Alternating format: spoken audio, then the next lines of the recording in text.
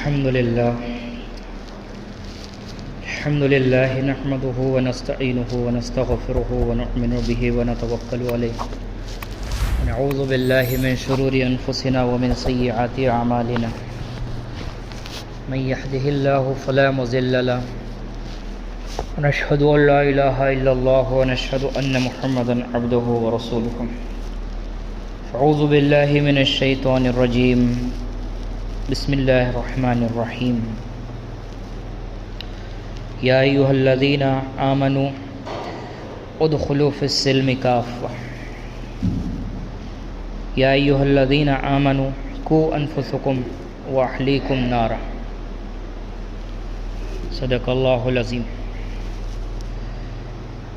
میرے بھائیو، بزرگوں، دوستو، اللہ تعالیٰ کا احسان ہے، کرم ہے کہ اللہ نے مجھے اور آپ کو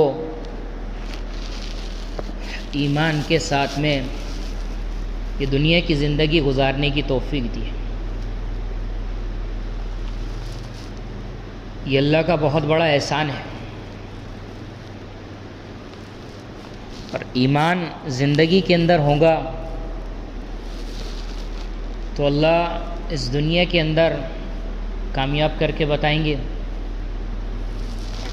اور جو میرے آپ کے نبی محمد صلی اللہ علیہ وسلم نے خبر دی ہے آخرت کی زندگی کی، جس زندگی کے متعلق میرے آپ کے نبی نے فرمایا ہے کہ اگر سمندر کے اندر انگلی ڈالی جائے اور انگلی پر جو پانی لگے وہ دنیا کی زندگی ہے، اور جو ٹھاٹے مارتا ہوا سمندر ہے وہ آخرت کی زندگی ہے۔ اس آخرت کی زندگی کے اندر کوئی ڈگری کے بنیاد پہ کامیاب نہیں ہوگا، خاندان کے بنیاد پہ کامیاب نہیں ہوگا، طاقت کے بنیاد پر کامیاب نہیں ہوگا، باغات کی بنیاد پر کامیاب نہیں ہوگا۔ اس آخرت کی زندگی کے اندر صرف اور صرف دین کے اوپر اللہ کامیاب کریں گے۔ اگر زندگی دین والی بنے گی تو آخرت کی زندگی کامیاب ہے، اور اگر زندگی بے دینی والی بنے گی تو میرے دوستو آخرت کی زندگی ناکام ہے۔ اسی لیے جتنے نبی آئے اس دنیا کے اندر، جب شیطان کو اللہ نے بھیج دیا تو شیطان نے اللہ تعالیٰ سے کہا کہ میں تیرے بندوں کو بہکاؤں گا۔ نفس، شیطان، ماحول یہ آدمی کو متاثر کر دیتے، تو یہاں کے ماحول سے متاثر نہ ہو، یہاں کی چیزوں سے متاثر نہ ہو، آخرت کی زندگی کو نہ بھول جائے، ایمان کو نہ بھول جائے، اسی لیے اللہ تعالیٰ نے نبیوں کا سلسلہ جاری کیا۔ ہر نبی آئے اور آخرت کی زندگی کو سمجھایا، کلمہ سمجھایا، اللہ کی طاقت کو سمجھایا، اللہ کی قدرت کو سمجھایا کہ اس دنیا کے نقشے کے اندر اسی کو حقیقت مت سمجھ لو، یہ تو صرف اور صرف امتحان کے لیے اللہ نے دیا ہے۔ میرے دوستو، یہاں کی جتنی چیزیں ہیں وہ امتحان ہیں۔ یہاں کا طاقت، یہاں کی حکومت، یہاں کی ڈگری، یہاں کی خوبصورتی، یہاں کا خاندان، یہ صرف اور صرف اللہ کے طرف سے امتحان ہے۔ یہاں کی حکومت اگر مل گئی تو انسان کامیاب ہو گیا، اس کی کوئی دلیل نہیں ہے۔ یہاں کی اگر آدمی ڈگری والا بن گیا تو ایسی کوئی دلیل نہیں ہے کہ کامیاب ہو گیا۔ میرے دوستو، جو دیندار بنے گا اللہ اسے دیندار بنا کر اٹھائے، کیونکہ جس حالت میں موت ہوگی، اللہ کے نبی صلی اللہ علیہ وسلم کی حدیث کا مفہوم ہے کہ جس حال میں موت ہوگی، جس حال میں زندگی گزریں گی، اسی حال میں موت آئے گی، اور جس حال میں موت آئے گی اسی حالت میں کل قیامت کے دن اٹھائے جاؤ گے۔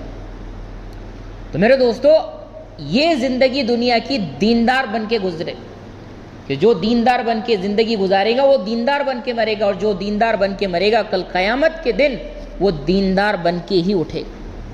اس لیے خاصدار بننے میں کامیابی نہیں ہے، عامدار بننے میں کامیابی نہیں ہے، ڈاکٹر انجینئر بننے میں کامیابی نہیں ہے، دیندار بن کے زندگی گزارنے میں کامیابی ہے۔ میرے دوستو یہ ڈاکٹر اگر دیندار ہے تو اللہ اس کو کامیاب کرے گا، اگر کوئی فقیر ہے دیندار ہے تو اللہ اس کو فقیری کی حالت میں کامیاب کرے گا، اگر کوئی جھوپڑے میں رہنے والا دیندار ہے اللہ اس کو جھوپڑے میں رکھ کر کامیاب کرے گا، اگر کوئی محل میں رہتا ہو اور محل میں رہ کر اگر دیندار ہے تو اللہ اس کو محل میں رکھ کر کامیاب کرے گا، اگر کوئی حکومت کا اعلیٰ افسر بن گیا، حکومت کا اعلیٰ درجے پر پہنچ گیا اگر دیندار ہے تو اللہ اس کو حکومت کے ساتھ میں کامیاب کرے گا۔ میرے دوستو جس حال میں ہو، جس نقشے میں ہو، وہاں پر دیندار بن کر اپنے آپ کو دکھا دو، اللہ اسی نقشے کے اندر کامیاب کر کے بتا دے۔ کسی کو اپنا عہدہ چھوڑنے کی ضرورت نہیں ہے، کسی کو اپنا محل چھوڑنے کی ضرورت نہیں ہے، کسی کو محل میں جانے کی ضرورت نہیں ہے، کسی کو دنیا پر رال ٹپکانے کی ضرورت نہیں ہے، اور کسی کو جھوپڑے میں آنے کی ضرورت نہیں ہے۔ جو جہاں پر ہے اپنی زندگی کے اندر دین کو اتارنے کی کوشش کرے، اللہ اس کو اسی نقشے کے اندر کامیاب کر کے بتائے گا۔ اس نقشے کے اندر اللہ دنیا کے اندر عزت اور آخرت کے اندر عزت، دونوں جگہ اس کو عزت سے وہ زندگی دے گا۔ آخرت والی زندگی لامحدود زندگی ہے، اس زندگی کے اندر اللہ کامیاب کر کے بتائے گا۔ اسی لیے میرے دوستو یہ ایمان محنت چاہتا ہے کہ لا الہ الا اللہ محمد رسول اللہ یہ بغیر محنت کے زندگی کے اندر داخل نہیں ہو سکتا۔ کہ آج جو ہماری زندگیاں گزر رہی ہے، آج جو ہماری آنکھیں دیکھ رہی ہے، ہمارے کان سن رہے، جو آدمی دیکھتا اس سے متاثر ہو جاتا، جو آدمی سنتا اس سے متاثر ہو جاتا، جو آدمی کے تذکرے ہوتے ہیں ان تذکروں کے اثرات دل کے اندر داخل ہوتے۔ میرے دوستو صحابہ کرام رضی اللہ عنہم اجمعین کو اللہ کے نبی صلی اللہ علیہ وسلم نے ایمان یقین کے تذکروں پر ڈالا تھا، اور ایمان یقین کے تذکروں پر ڈال کر میرے آپ کے نبی وہ صحابہ کو جن جیسا نہ آسمان نے دیکھا نہ زمین نے دیکھا، اللہ نے اپنے نبی کی صحبت کے لیے، اللہ نے اپنے نبی کی صحبت کے لیے پوری انسانیت میں سے ایسے صحابہ کو چھاٹا ہے جو اللہ کے نبی کے ایک بول پر جان دینے کے لیے تیار، ایک بول پر سارا مال لٹانے کے لیے تیار، ایک حکم پہ گھر چھوڑنے کے لیے تیار، ایک حکم پہ ساری چیزیں اختیار کرنے کو تیار۔ میرے دوستو ایسے جانثار صحابہ ہیں، ایسے صحابہ کو اللہ کے نبی کہہ رہے ہیں کہ روزانہ اپنے ایمان کے تذکرے کیا کرو، روزانہ اپنے ایمان کے مذاکرے کیا کرو۔ میرے دوستو ایمان یقین کے اگر مذاکرے نہیں ہوں گے تو وہ دنیا کے اثرات دل کے اوپر داخل ہوں گے جو دنیا کے تذکرے دنیا کے اندر چل رہے ہیں، دنیا کے اندر جو تذکرے چل رہے ہیں۔ آج آدمی حکومت کے پیچھے دوڑ لگا رہا ہے، ڈگریوں کے پیچھے دوڑ لگا رہا ہے، تو یہ ڈگریوں کے پیچھے دوڑ لگانے والا اسی لیے دوڑ کے اندر ہے کہ اس کو یقین ہے کہ ڈگری مل گئی تو میں کامیاب ہو جاؤں گا۔ یہ حکومت کے اندر یہ دوڑ لگانے والا اس کو یقین ہے کہ اگر یہ حکومت مجھے مل گئی تو میں کامیاب ہو جاؤں گا۔ ایک یہ کسان ہے، کسان اپنے کھیتی کے اوپر رات دن محنت کر کر یہ اپنے دل کے اندر یقین اتار چکا ہے کہ اسی کھیتی کے ذریعے مجھے کامیابی ملیں گی۔ یہ دکان اپنی روزانہ دکان کو اپنا وقت دے رہا ہے کہ اس کا یہ دکاندار کا یقین دل کے اندر داخل ہو چکا ہے کہ یہ دکان سے میرا گھر چلتا ہے، یہ دکان میرے سارے مسائل کو حل کرنے والی ہے۔ جبکہ میرے دوستوں یہ سب دھوکہ ہے، دھوکہ، اور یہ دھوکہ ایک نہ ایک دن کھلنے والا ہے، اور وہ دن میرے دوستوں موت کا دن ہے جس دن دھوکہ کھل جائے گا۔ جس دن موت آئیں گی اس دن ہر ایک کا دھوکہ کھل جائے گا، اور موت کب آئیں گی یہ بتا نہیں سکتے، موت کب آئیں گی یہ بتا نہیں سکتے۔ یہاں کا ہر چیز میرے دوستوں کوئی واپسی نہیں ہے۔ کوئی اگر بچپن سے جوانی میں چلے گیا ساری طاقتیں مل کے اس کو پھر سے بچہ نہیں بنا سکتی، جو جوانی سے بڑھاپے میں چلے گیا ساری طاقتیں مل کر دنیا کی اس کو پھر سے جوانی نہیں لوٹا سکتی۔ اس لیے علماء فرماتے ہیں کہ ایکسیڈنٹ سے موت نہیں ہوتی، ایکسیڈنٹ سے موت نہیں ہوتی، موت سے ایکسیڈنٹ ہوتا ہے کہ پہلے فیصلے موت کے ہوئے ہیں اس کے بعد میں ایکسیڈنٹ ہوا ہے۔ بیماری سے موت نہیں ہوتی، موت سے بیماری آتی ہے کہ پہلے فیصلے ہوئے موت کے اس کے بعد بیماری آئی ہے۔ اور میرے دوستوں کب موت آئے گی یہ کوئی نہیں بتا سکتا۔ میرے آپ کے نبی ہے اور میرے آپ کے نبی کہہ رہے ہیں میں ایک سلام پھیرتا ہوں دوسرے سلام کی امید نہیں ہے، میں لقمہ چباتا ہوں اندر اتر جائے گا یہ یقین نہیں ہے۔ حضرت اسامہ رضی اللہ عنہ نے ایک باندی خریدی 30 دن کے قرض، 30 دن کے بعد میں یہ باندی کی قیمت تجھے ادا کر دوں گا۔ اللہ کے نبی کو جب یہ بات معلوم پڑی اللہ کے نبی کو جب یہ بات معلوم پڑی کہ اسامہ نے باندی خریدی اور باندی بھی 1 مہینے کے قرض پر خریدی، تو اسامہ رضی اللہ عنہ کے متعلق اللہ کے نبی نے کہا کہ اسامہ کو 1 مہینے کی زندگی کی امید ہے۔ داؤد طائی رحمۃ اللہ علیہ فرمایا کرتے تھے کہ اگر میں یہ امید کر لوں کہ میں 1 مہینہ زندہ رہوں گا تو میں اپنے آپ کو سب سے بڑا مجرم سمجھوں، سب سے بڑا مجرم سمجھوں۔ 1 مہینے کی زندگی کی امید کرنے پر داؤد طائی رحمۃ اللہ علیہ کہہ رہے ہیں کہ میں اپنے آپ کو سب سے بڑا مجرم سمجھوں۔ میرے دوستو، آج تو سالوں کے پلاننگ بنتے ہیں، 20 سال کے بعد میں یہاں پر بنگلہ بناؤں گا، یہ 18 سال کے بعد میں میری نوکری چھوٹنے کے بعد میں وہاں پر شفٹ ہو جاؤں گا اور وہاں پہ گھومنے جاؤں گا، میرے بچوں کا میں یہاں پر شادی کروں گا، میرے پوتروں کے واسطے وہاں پر کھیت خریدوں گا۔ یہ ساری پلاننگ ہو رہی ہے کب کی میرے دوستو؟ آنے والی زندگی کی۔ جبکہ میرے دوستو، عمر کی لمبی امید ہونا بدبختی کی علامت ہے۔ 4 چیزیں بتائیے عمر کی بدبختی کی علامت: آنکھوں کا خشک ہونا، آنکھوں کا خشک ہونا، دل کا سخت ہونا، دل کا سخت ہونا، لمبی امیدیں، دنیا کی ہرس، یہ 4 چیزیں بدبختی کی علامت بتائی ہے۔ میرے دوستو، آج دنیا کا کوئی نقصان ہو جائے نا تو آدمی رونے کے لیے تیار ہے، لیکن اگر آخرت کا کوئی نقصان ہو جائے، جیسے اگر نماز چھوٹ گئی افسوس نہیں ہوتا، روزہ چھوٹ گیا افسوس نہیں ہوتا، ذکر چھوٹ گیا افسوس نہیں ہوتا، قرآن کی تلاوت چھوٹ گئی افسوس نہیں ہوتا۔ میرے دوستو، افسوس کائے کا ہوتا؟ جیب کے اندر 10,000 روپئے تھے، رکھے ہوئے تھے، 10,000 میں سے 9,000 دکھ رہے، 1,000 گر گئے، اس کا افسوس ہوتا۔ تکیے کے نیچے ڈھونڈے گا، بستر کے نیچے ڈھونڈے گا، پلنگ کے نیچے ڈھونڈے گا، بیوی کو بولے گا، ماں کو بولے گا میرے پیسے نظر نہیں آ رہے، لیکن اسی بیٹے کی میرے دوستو اگر فجر کی نماز چھوٹ گئی تو اس کو افسوس نہیں ہوگا، افسوس نہیں ہوگا۔ قرآن کی تلاوت چھوٹ گئی اس کا افسوس نہیں ہوگا، ذکر چھوٹ گیا اس کا افسوس نہیں ہوگا۔ دنیا چھوٹ رہی ہے، دنیا کا نقصان ہو رہا ہے۔ کوئی اگر الیکشن کے اندر کھڑا ہو گیا، اس کے اندر ہار گیا تو اس کا افسوس ہوگا۔ کوئی اگر طالب علم اپنے پڑھائی کر رہا ہے، کوئی ڈاکٹر کی پڑھائی کر رہا ہے، کوئی ماسٹر کی پڑھائی کر رہا ہے، کوئی انجینئرنگ کی پڑھائی کر رہا ہے، تو میرے دوستو وہ فیل ہونے کے بعد میں کئی ایسے اسٹوڈنٹ، کئی ایسے طالب علم ہم کو ملیں گے جو خودکشی کر لیتے ہیں۔ فیل ہو گئے اس لیے بولے خودکشی کر لیا۔ میرے دوستو، یہ دنیا کا فیل ہونا ہے، اس میں ہم پاس ہو سکتے۔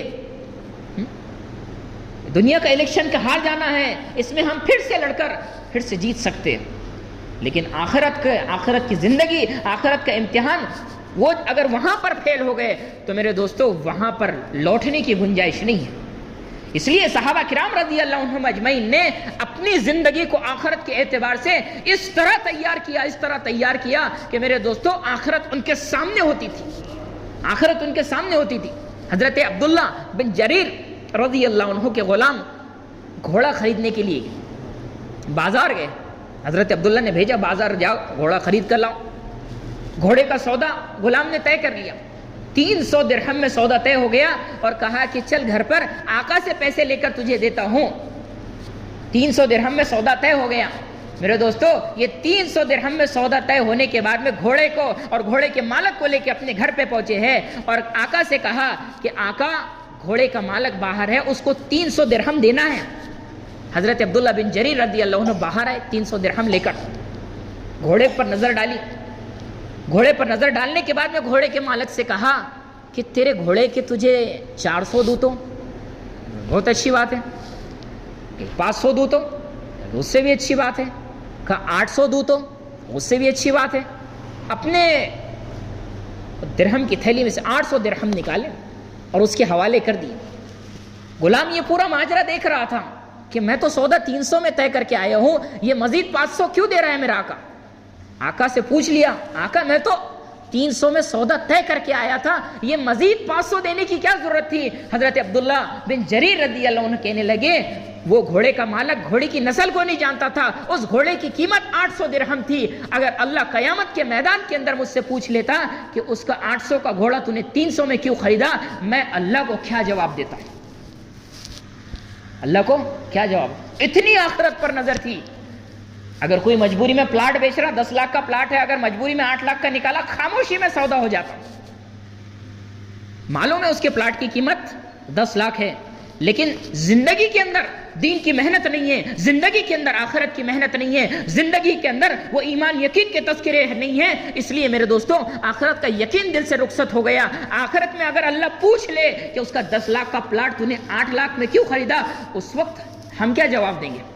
پوچھ تو ہم سے بھی ہونا ہے. ہاں زندگی کہاں لگائی اللہ پوچھیں گا. ساری زندگی کی پورے حرکتیں اللہ پوچھیں گا. اس زندگی کا ایک جوانی کا چیپٹر ہے، کہاں لگائی اللہ پوچھیں گا. مال کہاں سے کمایا، کہاں خرچہ کیا اللہ پوچھیں گا. جو جانتے تھے اس پر کیا عمل کیا اللہ پوچھیں گا. میرے دوستو اگر کسی کو سوال معلوم پڑ جائے امتحان کے تو وہ طالب علم تیاری کے اندر لگ جاتا ہے. اللہ کے نبی نے تو میدان محشر کے سوال ہمارے سامنے پہلے کھڑے کر دیے، پہلے بتا کر چلے گئے کہ اللہ کیا پوچھنے والا ہے. اس کی تیاری کی فکر ہمارے دل کے اندر کیوں نہیں داخل ہوتی کہ اس تیاری کے لیے جس ایمان کی ضرورت ہوتی ہے اس ایمان پر محنت کرنے کے لیے ہم تیار نہیں ہے. اس لیے میرے دوستو ان سوالوں کے معلوم ہونے کے باوجود ان سوالوں کی تیاری میں آپ لگنے کے لیے تیار نہیں ہے. میں آپ لگنے کے لیے تیار نہیں ہے. حضرت ابو بکر صدیق رضی اللہ عنہ تاجر تھے. ایک بڑھیا کو کوئی چیز بیچی اور بیچنے کے بعد میں بڑھیا واپس لے کر آئی. کہا کہ ابو بکر یہ تمہاری چیز ہے، ہم کو پسند نہیں آئی، اپنی چیز واپس لو، ہمارے پیسے واپس کرو. حضرت ابو بکر صدیق رضی اللہ عنہ نے بڑھیا کے پیسے دے دیے، چیز واپس لی اور رونے لگے. صحابہ پاس میں موجود تھے. حضرت ابو بکر صدیق رضی اللہ عنہ سے کہنے لگے حضرت معاملہ تو ختم ہو گیا نا، آپ کی چیز اس نے لوٹا دی، پیسے آپ نے واپس کر دیے، تو پھر یہ رونے کی کیا ضرورت ہے؟ حضرت ابو بکر صدیق رضی اللہ عنہ کہنے لگے کہ اس بڑھیا کو میری چیز پسند نہیں آئی، اس نے واپس کر دیا. یہ تو یہاں پر معاملہ ختم ہو گیا. لیکن کل قیامت کے دن اگر اللہ ابو بکر سے کہے کہ ابو بکر تیری نیکیاں ہم کو پسند نہیں، اس وقت ابو بکر نیکیاں کہاں سے لائیں گا؟ اس لیے میرے دوستو بڑے بڑے صحابہ روتے تھے، کیونکہ اگر آخرت میں اللہ نے پوچھ لیا، آخرت میں اگر زندگی کو دھتکار دیا، اس وقت میرے دوستو کوئی مدد کرنے کے لیے تیار نہیں ہوگا. اس میدان محشر کے اندر اتنی میرے دوستو لوگ دور بھاگیں گے کہ میرے دوستو اللہ کا قرآن کہہ رہا ہے کہ تمہاری ماں بھی تمہارے کام میں نہیں آئے گی، تمہارا باپ بھی تمہارے کام میں نہیں آئے گا، تمہارا جگری دوست بھی تمہارے کام میں نہیں آئے گا. یہاں تک کہ جو تمہارا نفس ہے یہ خود تمہارے خلاف گواہی دے دے گا. یہ ہاتھ بول اٹھے گا کہ اس سے کتنی چوریاں کی، اس پر کتنا ظلم اس کے ذریعے سے ہوا. یہ پیر خود بول اٹھے گا کہ کتنی ناجائز مجلسوں میں یہ گیا تھا، کتنے زنا کے اڈوں پہ گیا تھا، کتنے شراب کے اڈوں پہ گیا تھا اور کتنے جوئے کے اڈوں پہ گیا تھا. یہ میرے دوستوں اس کے اعضا بولیں گے، اعضا. اس وقت کہاں سے لائیں گے؟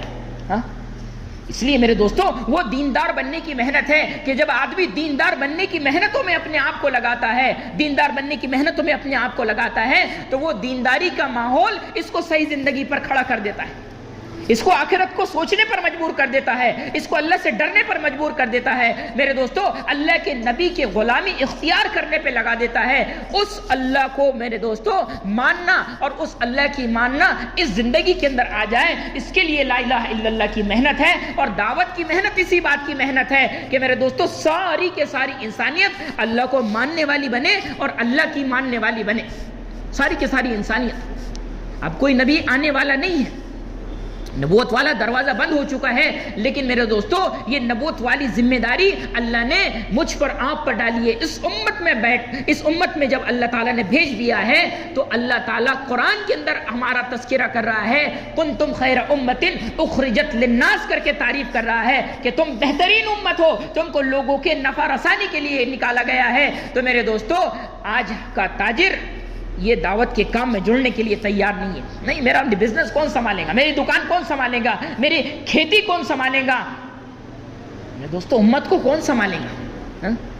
نبوت والا جب دروازہ بند ہو چکا ہے تو یہ امت جب جہنم کے دروازے پر جا پہنچی ہے، یہ حرام کے ذریعے سے اللہ کو ناراض کر چکی ہے، یہ سنتوں کو چھوڑنے کے ذریعے سے اپنے نبی کو ناراض کر چکی ہے، تو یہ نبی کو راضی کرنے والی کب بنے گی، اللہ کو راضی کرنے والی کب بنے گی؟ میرے دوستو اپنی آخرت کو پہچاننے والی کب بنے گی، اللہ کے گھر کو آباد کرنے والی کب بنے گی یہ امت؟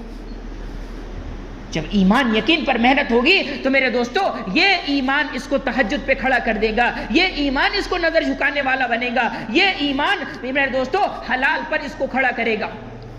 آج میرے دوستو وہ زندگی ہمارے سامنے نہیں ہے جس زندگی کے اندر دین ہو. اللہ تو قرآن کے اندر کہہ رہا ہے مفہوم جس کا کہ اپنے آپ کو اور اپنے اہل و عیال کو جہنم کی آگ سے بچاؤ.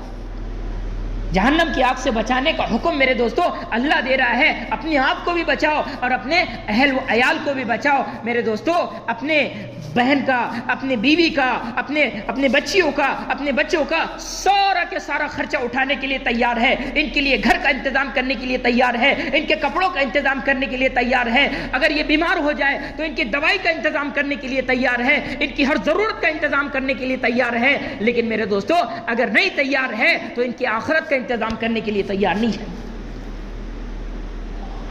آخرت کا انتظام کون کرے گا؟ ان کو آخرت کون سمجھائے گا؟ میرے دوستو آج کی عورت کا یقین بچپن میں تھی تو اس کا یقین تھا کہ ماں باپ مجھے پالتے تھے. جب جوان ہوئی، شادی ہوئی تو اس کا یقین بنا کہ مجھے شوہر پالتا ہے. جب بڑھاپے میں پہنچی تو اس کا یقین بنا کہ مجھے بچے پالتے ہیں. میرے دوستو یہ تین معبودوں کا یقین رکھ کر اپنی زندگی گزار رہی ہے. اس عورت کا کیا بنے گا؟ آج ہم آپ غور کر کے دیکھیں، کسی کی شادی کو 5 سال ہو گئے، کسی کی شادی کو 10 سال ہو گئے، کسی کی شادی کو 40 سال ہو گئے. کبھی اپنے بیوی کو لے کر بیٹھا ہے کہ جی سورہ فاتحہ مجھے سنا، غسل کے فرض سنا، شریعت کے بارے میں کبھی معلومات لی ہے اس سے؟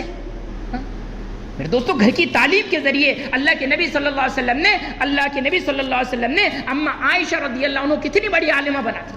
بڑے بڑے مسائل صحابہ پوچھنے کے لیے آیا کرتے تھے اما عائشہ کے پاس.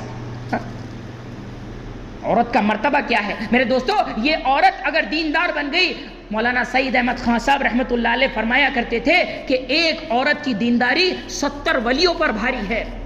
ایک عورت کی دینداری 70 ولیوں پر بھاری ہے اور ایک عورت کی بے دینی 1000 شیطان پر بھاری ہے. اگر عورت نے ٹھان لی وہ چیز کر کے رہے گی، عورت نے ٹھان لی وہ چیز کر کے رہیں گی. اس لیے میرے دوستو عورت کے ذمے جو آتا ہے، مرد کے حقوق میں آتا ہے، یہ مرد کے کیا حقوق ہے کہ اس کے دل کی بھی حفاظت کرنا اور اس کے دین کی بھی حفاظت کرنا.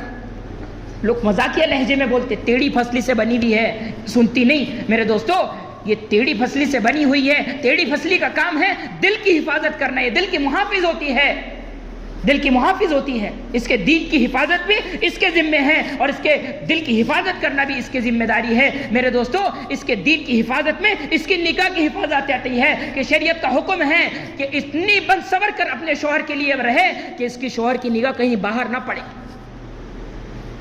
اللہ کے نبی صلی اللہ علیہ وسلم فرمایا کرتے تھے کہ ام سلمہ میرے لیے ایسے تیار ہوتی ہے جیسے جنت کی حور ایک اس کے ایمان والے کے لیے تیار ہوتی ہے.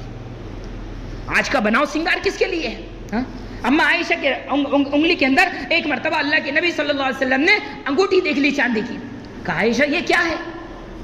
کہ یا رسول اللہ آپ کو اچھی لگو اس لیے میں نے بنائی ہے، آپ کو اچھی لگو اس لیے میں نے بنائی ہے. اور آج اگر عورت کو اگر زیور تیار کر کے دے دو، انگوٹھی کبڈ میں، گلے کا ہار کبڈ میں، کان کا جھمکا کبڈ میں، سارے زیور کبڈ میں، اور نکلتا کب؟ جب باہر جانے کا ہے. نکلتا کب؟ جب کسی کا ولیمہ ہے. نکلتا کب؟ جب کس کی شادیاں ہے. تیاری نہیں ہوتی. میرے دوستو اگر کہیں باہر جانے کا اس کو بول دیا جائے تو 1 گھنٹے پہلے اس کو بولو تو اس کی تیاری ختم نہیں ہوتی. ای بس تھوڑا سا، رکو نا جی، تھوڑے ذرا سا رہ گیا.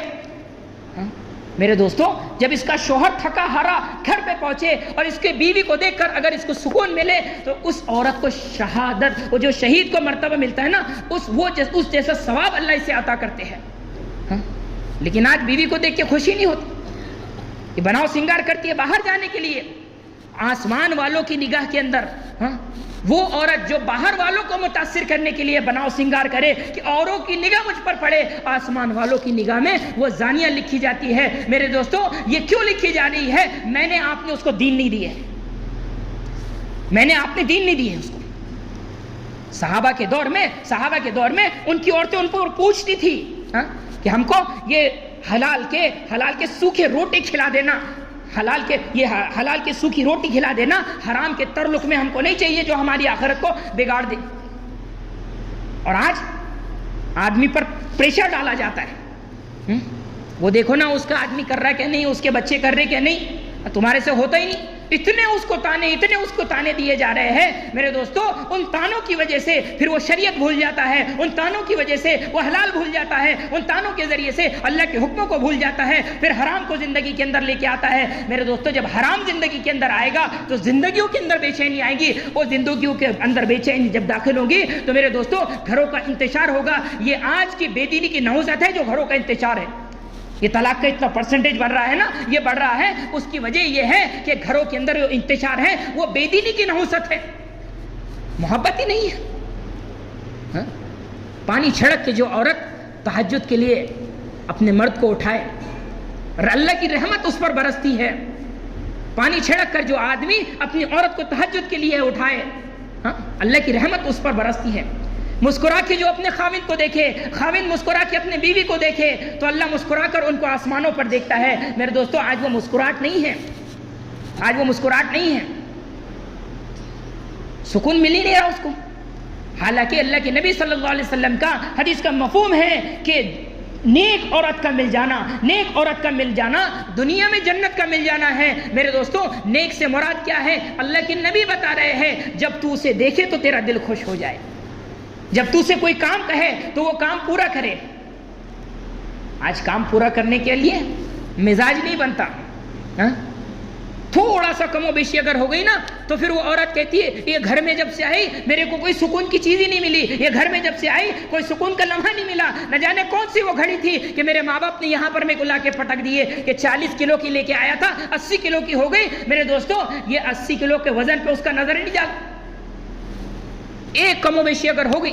اللہ کے نبی کہہ رہے ہیں مفہوم جس کا کہ میں نے عورتوں کو سب سے زیادہ جہنم کے دروازے پہ دیکھا، وہ جو اس کی پوچھی گئی کہ یہ خاوند کی نافرمان ہوتی ہے، خاوند کی نافرمان ہوتی ہے۔ میرے دوستو یہ خاوند کی نافرمان کیوں بنی کہ اس خاوند نے اس کے کپڑے کی تو فکر کر لی، اس کے کھانے کی فکر کر لی، لیکن اس کے دین کی فکر نہیں کی، اس کے دین کی فکر نہیں کی۔ ہاں کھانے میں اگر نمک کم ہو گیا تو اس کو ڈانٹ دیا، مرچ کم ہو گئی تو اس کو ڈانٹ دیا، لیکن اگر اس کی نماز چھوٹ گئی تو اس کو نہیں ڈانٹا، اس کی روزہ چھوٹ گیا تو اس کو نہیں ڈانٹا، اس کا پردہ اگر چھوٹ گیا تو اس کو نہیں ڈانٹا۔ میرے دوستو یہ بے دینی کی نحوست ہے کہ جب اللہ دیکھتا ہے کہ جن گھروں کے اندر میرے دین کو ٹھکرایا جا رہا ہے وہاں پہ میرے دوستو اللہ بے چینی اور نحوستیں ڈالتا ہے۔ اما عائشہ رضی اللہ عنہ اللہ کے نبی صلی اللہ علیہ وسلم کے ساتھ میں ہیں، جبریل علیہ السلام گھر کے باہر سے آواز دے رہے ہیں۔ میرے دوستو اللہ کے نبی کہہ رہے ہیں کہ جبریل اندر کیوں نہیں آتے؟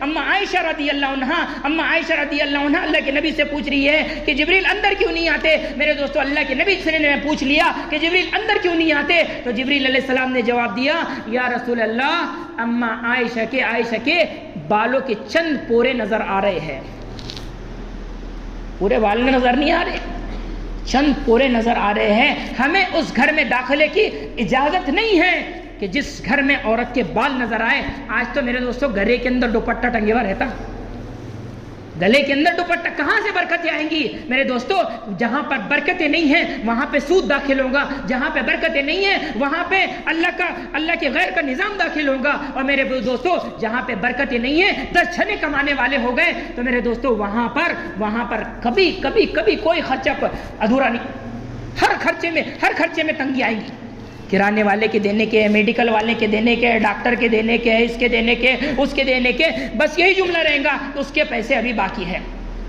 یہ بے برکتی کیوں ہے میرے دوستو کہ ہم نے گھر کے اندر دین لانے کی کوشش نہیں کی، ہمارے ہاتھ رکے ہیں، ہم دینے والے نہیں ہیں۔ اللہ دینے والوں کو پسند کرتا ہے، ہم تو روکنے والے ہیں۔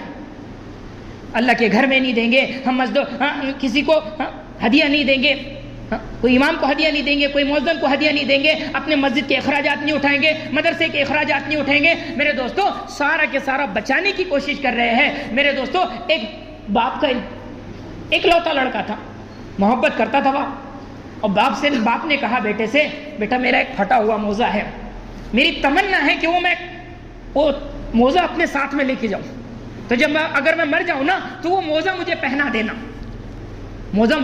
دینا۔ باپ کا انتقال ہوا، بیٹا آیا علماء کے پاس میں، کفن پہنا چکے تھے تو علماء سے کہا کہ میرے باپ کی یہ خواہش تھی کہ یہ پھٹا ہوا موزہ وہ پہن کے جائے، کہ بیٹا 3 کپڑوں کے علاوہ چوتھے کی اجازت نہیں ہے، کہا کہ میرے باپ کی خواہش تھی. بیٹا بولے تمہارے باپ کی خواہش الگ ہے, شریعت کا حکم الگ ہے, تمہارے باپ کا ہم پھٹا ہوا موزہ نہیں پہنا سکتے, کیونکہ شریعت کا 3 کپڑے سے زیادہ گنجائش نہیں ہے.